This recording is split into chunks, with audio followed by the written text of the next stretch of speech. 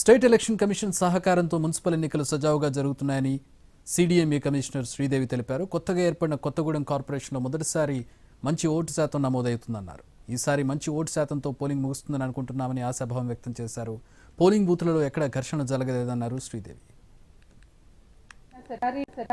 చేసిన ప్రయత్నం అంటే ఓటర్స్ అవేర్నెస్ కానివ్వండి, అలాగే స్టేట్ ఎలక్షన్ కమిషన్ ఇచ్చిన ప్రోత్సాహం ఎటువంటిదంటే we are seeing very good polling percentages in చాలా మున్సిపాలిటీస్లో కూడా.